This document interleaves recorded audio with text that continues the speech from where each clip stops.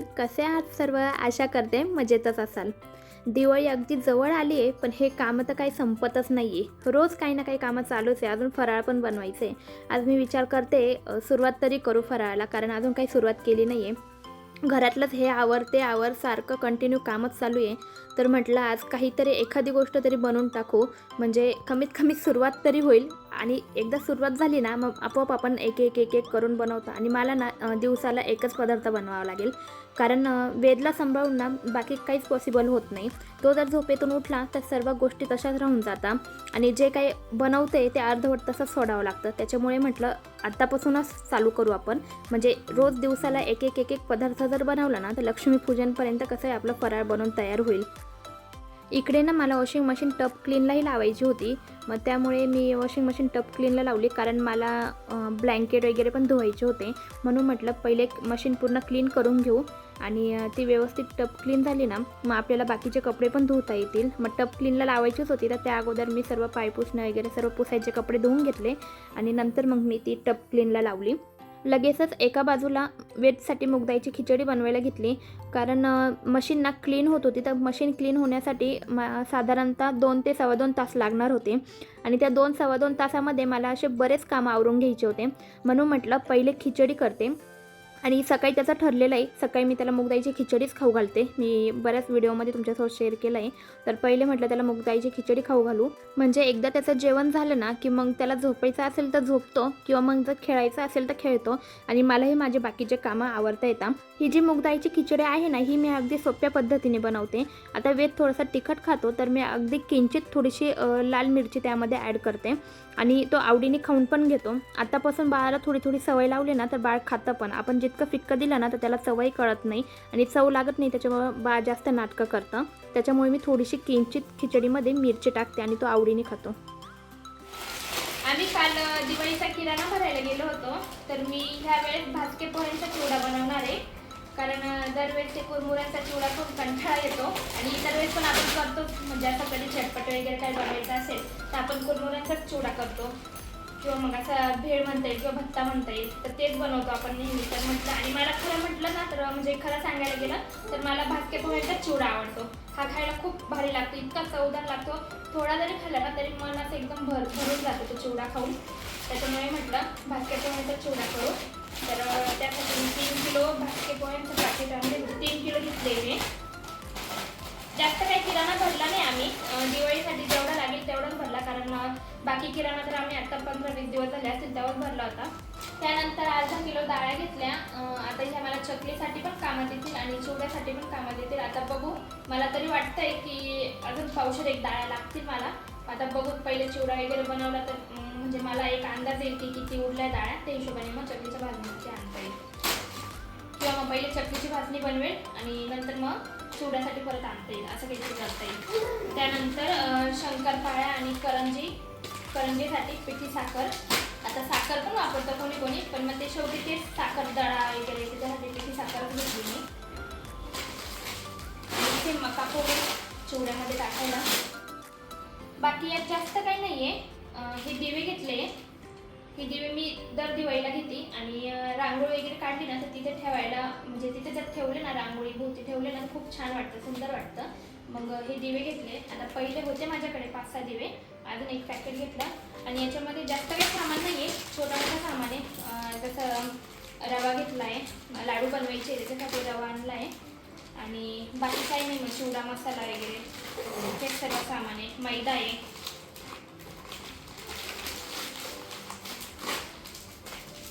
शंकरपाळ्या आणि करंजी बनवायला मैदा. बाकी जास्त काही सामान नाही भरले, कारण किराणा तर भरला गेलाच होता. त्याच्यामुळे मग दिवाळीसाठी जेवढं काही पाहिजे होतं तेवढंच सामान आम्ही तेवढाच किराणा भरला आहे. आम्ही काही 2च जण आहे, अजून वेद खूप छोटासा आहे, तो तर दिवाळीचा काही पदार्थ खाणार पण नाही. आमच्या दोघांच्या हिशोबाने किराणा केला आहे. आणि आज बघू आता वेळ कसा मिळतो. आज काहीतरी बनवायचं प्लॅन करते मी. चिवडा बनवेल किंवा शंकरपाळ्या वगैरे नाही, काहीतरी दिवाळीची सुरुवात करते तर गोडापासूनच करेल. विचार करते शंकरपाळ्या बनवू. बघू आता वेळ कसा भेटतो, काय भेटतो. पण आज काहीतरी एक पदार्थ तरी बनवावाच लागेल, कारण आता दिवाळी आमच्या तोंडावर आली आहे, आणि आजपासून तर सुरुवात करावाच लागेल, कारण मी एकटीच आहे आणि वेद एकदा सांभाळून घ्या, बाकी गोष्टी म्हणजे खूप अवघड होऊन जातं. बघू आता कसं जमेल काय. जे काय बनवेल ते मी तुमच्यासोबत शेअर करेल, असंच कनेक्ट राहा. आता बाकीचे कितीही कामं करा, पण हे एक कामसुद्धा आपल्यालाच करावं लागतं. आता बघा ना, मी चपात्या करायला पिठाचा डब्बा उघडला आणि तेव्हा माझ्या लक्षात आलं की चपात्या करायला पीठच नाही आहे. मी काल परवाही विचार केला होता की गहू निवडायचे, पण बाकीच्या कामांमध्ये ना राहूनच गेला. काही लक्षातच राहिलं नाही की गहू निवडायचे. पण आत्तासुद्धा चपात्या करू म्हटलं तर तेवढ्यात लक्षात आलं, तो डब्बा उघडला आणि तेव्हा लक्षात आलं की अरे पीठच नाही आहे. मग काय, ते बाकीचे सर्व कामं जे काय मला आवरायचे होते 2 तासामध्ये ते साईडला ठेवले आणि पहिले हे दळण करायला घेतलं.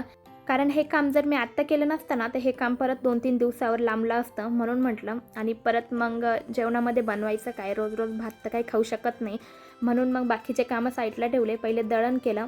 आणि गिरणी तर माझी घरचीच आहे. माझ्या मोठ्या दादाने ही गिरणी मला घेऊन दिली आहे आणि खरंच सांगते, त्यांनी मला ही गिरणी जेव्हापासून घेऊन दिली ना, तेव्हापासून माझं काम इतकं सोपं झालं आहे ना, म्हणजे मला अजिबात ताण राहिला नाही आहे की मग गहू निवडा, मग हे गहू बाहेर घेऊन जा, बाहेरच्या गिरणीवरून दळून आणा, असं अजिबात माझ्या डोक्याला टेन्शन राहिलं नाही. जेव्हापासून त्यांनी ही गिरणी घेऊन दिली तेव्हापासून पीठ जरी संपलं तरी टेन्शन येत नाही. तरी आपण चालू पटकन दळण केलं आणि घरच्या गिरणीमध्येच ते गहू टाकले दळायला, तर एकीकडे काम होतं आणि एकीकडे दळणही दळून होतं आपलं.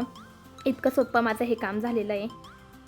आणि प्रत्येक वेळेस ना गहू दळताना मी त्यामध्ये थोडीशी सोयाबीन वापरते. सोयाबीन वापरल्याने ना ज्या आपल्या चपात्या असतात ना त्या इतक्या मऊसूत होतात आणि खायला पण खूप छान लागतं. आणि सोयाबीनमध्ये बऱ्याच काही गोष्टी असतात, तर त्याचं पोषणही आपल्याला मिळतं. तुम्ही जर सोयाबीन टाकत नसेल ना तर एकदा नक्की टाकून बघा. आता एकीकडे तर मशीन टप क्लीनला चालू होतं आणि एकीकडे मी गिरणी पण लावून दिली होती. मग आता भांडे घासून घेऊ म्हटलं, कारण आमचे जेवणं झाले होते. वेजचं जेवण तेवढं बाकी होतं. त्याची खिचडी शिजून पण तयार होती, पण त्याला खेळायचं होतं. त्याच्यामुळे म्हटलं त्याला थोडंसं खेळू देऊ आणि दमला की मग त्याला जेवू घालू आणि मग झोपी लावू. तर म्हटलं मग आता तेवढ्या रिकाम्या वेळामध्ये पहिले भांडे घासून घेऊ, कारण हे सर्व भांडे घासणं माझं आत्ताच गरजेचं होतं. त्यानंतर ना मला शंकरपाळ्या पण बनवायच्या होत्या. मग परत ते शंकरपाळ्याचे भांडे आणि एकदा तळणीचं काम केलं ना, मग ते तळलेलं जे आहे ना, तो तळणीचा सुगंध तो नाकामध्ये जातो आणि मग डोकं उठतं. त्याच्यामुळे म्हटलं मग पहिले हा भांड्यांचा पसारा आवरून घेऊ आणि तो जो पसारा मग तो भांडे निघतील ना थोडेसे, ते नंतर निवांत घासता येतात. पण आधी हे भांड्यांचा पसारा आवरला ना की मग किचन पण जरा मोकळा वाटतो. आणि एखादी गोष्ट जर आपल्याला बनवायची असेल ना आणि त्या गोष्टीसाठी एखादं भांडं जर लागत असेल ना, तर ते आपल्याला पटकन सापडतं. म्हणून मग मी ते भांडे घासून घेतले आणि मग इकडे वेदला नादी लावून त्याला पहिले खिचडी खाऊ घातली. बाळाला कितीही खेळू दिलं ना तरी बाळाला कमीच पडतं, पण त्याला वेळेवर झोपवणं, त्याला वेळेवर खाऊ घालणं हे एका आईचंच काम असतं. मग काय, मी वेदला खाऊ घातलं, त्याला झोपवलं आणि लगेचच शंकरपाळ्या बनवायला घेतल्या. आता इथे मी अर्धा किलो मैद्याच्या शंकरपाळ्या बनवणार होती. त्यासाठी अर्धा किलो मैदा घेतला आहे, 125 ग्रॅम पिठी साखर घेतली आहे, 125 ग्रॅम तूप घेतलं आहे आणि 125 मिली दूध घेतलं आहे. आता इथे मी सर्वप्रथम दूध हलकंसं गरम करून घेणार आहे. त्यासाठी एका भांड्यामध्ये दूध ओतून घेतलं आणि गॅस अगदी कमी ठेवायचा. त्यानंतर जी आपण पिठी साखर घेतली होती ती या दुधामध्ये ओतायची आणि ती दुधामध्ये व्यवस्थित मिक्स करून घ्यायची. पिठी साखर जोपर्यंत चांगली विरघळत नाही तोपर्यंत व्यवस्थित मिक्स करायची आणि अगदी हलकंसं गरम करायचं. याला जास्त गरम करायचं नाही, जास्त उकळी येऊ द्यायची नाही. आता इथे मी तुम्हाला अगदी खुसखुशीत शंकरपाळ्या कशा बनवायच्या ह्याची रेसिपी सांगणार आहे. त्यामुळे हा जो ब्लॉग आहे हा कंटिन्यू करा. ही शंकरपाळ्याची रेसिपी पूर्ण बघा, म्हणजे तुम्हाला जर अशी खुसखुशीत शंकरपाळ्या बनवायच्या असेल तर तुम्हाला देखील याची मदत होईल. आपण दुधामध्ये पिठी साखर टाकली होती, ती चांगली विरघळून घेतली. हलकीशी गरम झाल्यानंतर ते आपण एका साईडला ठेवून घेतला. त्यानंतर जे आपण तूप घेतलं होतं ते तूप चांगलं गरम करून घ्यायचं, चांगलं कडकडीत करून घ्यायचं. त्यासाठी आपण तूप चांगलं कडकडीत करण्यासाठी ठेवलं आणि त्यानंतर एका ताटामध्ये मैदा ओतून घेतला. त्यामध्ये तुम्हाला हवं असेल तर थोडंसं चुटकीभर मीठ टाकायचं. मीठ टाकल्यामुळे शंकरपाळ्या अगदी अशा नमकीन लागतात, गोड आणि नमकीन खूप छान टेस्ट लागते त्यांची, म्हणून थोडंसं मीठ टाकायचं. आणि तूप ना अगदी कडकडीत गरम करून घ्यायचं आणि ते तुपाचं जे मोहन आहे ना ते ह्या मैद्यामध्ये ओतायचं. आणि हे खूप जास्त गरम असतं, त्याच्यामुळे पहिले तर चमच्याने हे सर्व मिक्स करून घ्यायचं. जोपर्यंत हे चांगलं थंड होत नाही तोपर्यंत चमच्याने व्यवस्थित मिक्स करायचं. डायरेक्ट हाताने मिक्स करू नका, नाहीतर खूप चटका बसेल, कारण तूप खूप गरम झालेलं असतं. मग चमच्याने व्यवस्थित मिक्स करायचं. ते थोडंसं गार झाल्यानंतर व्यवस्थित ते सर्व व्यवस्थित असं मिक्स करायचं. आणि त्यानंतर आपण जे दुधामध्ये पिठी साखर टाकलेली होती आणि जे मिश्रण बनवून घेतलेलं होतं ना ते यामध्ये थोडं थोडं ओतून हे पीठ आपल्याला व्यवस्थित मळून घ्यायचं आहे. ते आपल्याला अगदी थोडं थोडं ओतायचं आहे, नाही तर पीठ जरा जास्तच पातळ होईल आणि शंकरपाळ्या व्यवस्थित जमणार नाही. त्याच्यामुळे अगदी थोड्या थोड्या प्रमाणामध्ये ओता आणि मस्त जोड लावून हे पीठ व्यवस्थित मळून घ्या. तुम्ही बघताय अगदी त्याच पद्धतीने हे पीठ मळून घ्यायचं. आता दूध थोडं थोडं का ओतायचं, जर दूध आपण जास्त ओतलं ना तर ते जास्त पातळ होतं आणि शंकरपाळ्या ना जेव्हा आपण तळतो ना तेव्हा तुपामध्ये त्या अशा विरघळत्या, फुगता.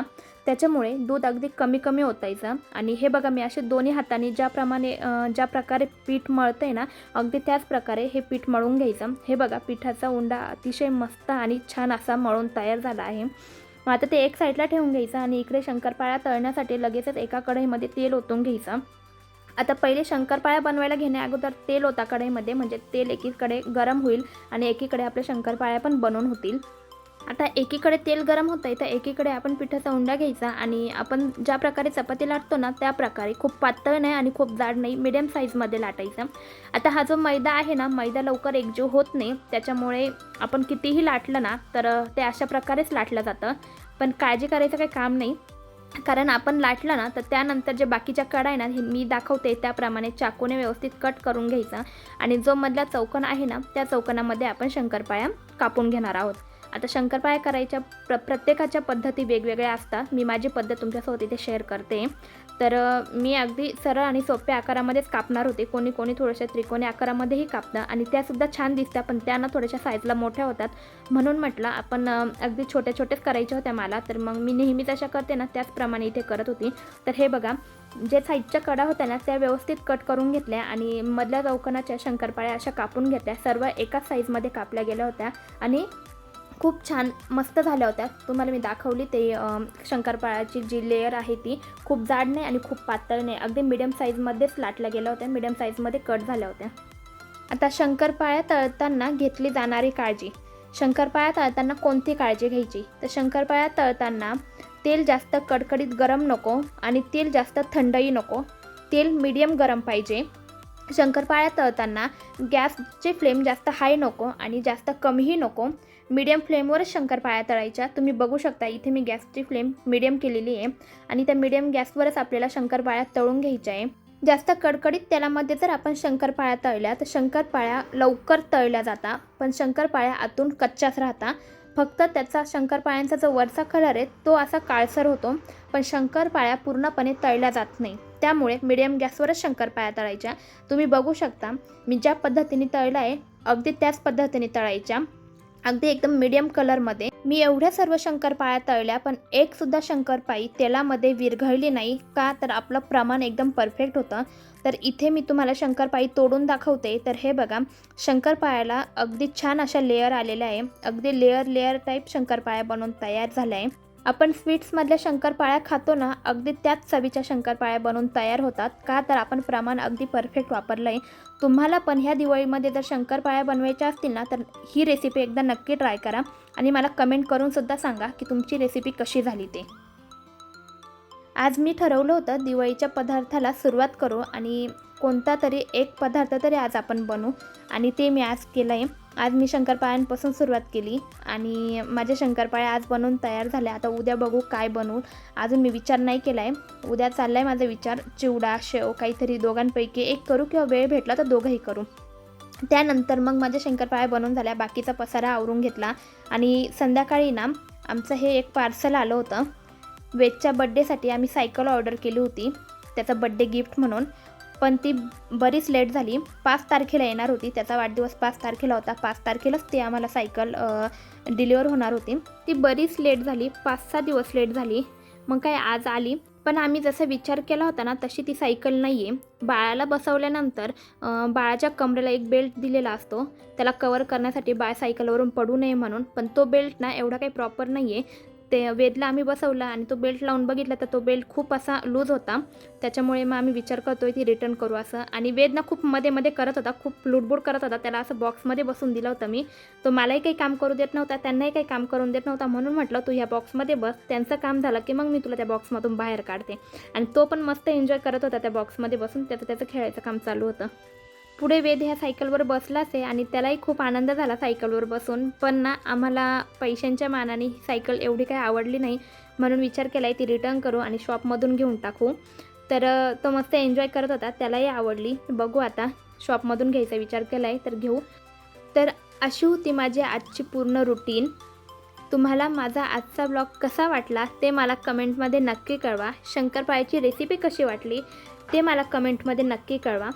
रेसिपी जर तुम्हाला आवडली असेल तर तुम्हीसुद्धा ह्या दिवाळीमध्ये ही रेसिपी एकदा नक्की ट्राय करा. तुम्ही अजूनही माझ्या चॅनेलला सबस्क्राईब केलं नसेल तर प्लीज सबस्क्राईब करा. जास्तीत जास्त लाईक करा आणि त्याचबरोबर शेअर देखील करा. भेटूया आपण अशाच एका नवीन ब्लॉगसोबत. तोपर्यंत बाय.